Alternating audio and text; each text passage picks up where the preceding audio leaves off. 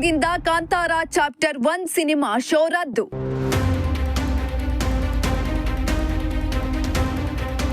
Show ರದ್ದಾದ ಕೂಡಲೇ S ಮಾಲ್ನಲ್ಲಿ ರೊಚ್ಚಿಗೆದ್ದ ಪ್ರೇಕ್ಷಕರು.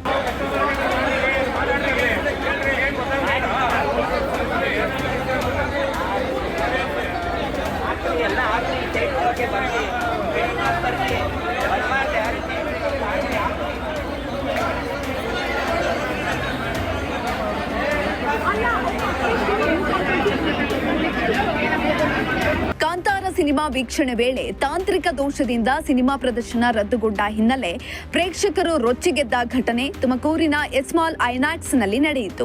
ಐನಾಕ್ಸ್ ನ ಸ್ಕ್ರೀನ್ 1ರಲ್ಲಿ ಕಂಡುಬಂದ ತಾಂತ್ರಿಕ ತೊಂದರೆಯಿಂದ ಸಿನಿಮಾ ಪ್ರದರ್ಶನ ಸ್ಥಗಿತಗೊಂಡಿತು. ಹೀಗಾಗಿ ಐನಾಕ್ಸ್ ಸಿಬ್ಬಂದಿ ಶೋ ಕ್ಯಾನ್ಸಲ್ ಮಾಡಲು ಮುಂದಾದರು. ಅಲ್ಲದೆ ಪ್ರೇಕ್ಷಕರಿಗೆ ಹಣವನ್ನ ವಾಪಸ್ ಕೊಡುವುದಾಗಿ ಘೋಷಣೆಯನ್ನ ಕೂಡ ಮಾಡಲಾಯಿತು. ಇದರಿಂದ ರೊಚ್ಚಿಗೆದ್ದಂತಹ ಪ್ರೇಕ್ಷಕರು ಸಿನಿಮಾ ಪ್ರದರ್ಶನ ಮಾಡುವಂತೆ ಪಟ್ಟನ್ನ ಹಿಡಿದ್ರು.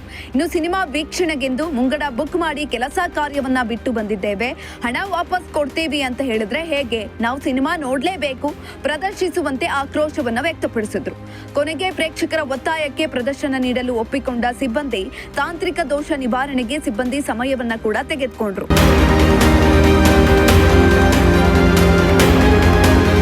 ಇನ್ನು ತಾಂತ್ರಿಕ ದೋಷದ ಹಿನ್ನೆಲೆ 9 ಗಂಟೆಗೆ ಶುರುವಾಗಬೇಕಿದ್ದ ಶೋ 10:30ಕ್ಕೆ ಶುರುವಾಯಿತು. ಸುಮಾರು 1.5 ಗಂಟೆಗಳ ಕಾಲ ತಡವಾಗಿ ಕಾಂತಾರ ಸಿನಿಮಾ ಶುರುವಾಗಿದ್ದರಿಂದ ಪ್ರೇಕ್ಷಕರು ತಣ್ಣಗಾದ್ರು. ಘಟನೆ ಹಿನ್ನೆಲೆ ಮುಂಜಾಗ್ರತವಾಗಿ ಪೊಲೀಸರು ಸ್ಥಳಕ್ಕೆ ಆಗಮಿಸಿದ್ರು.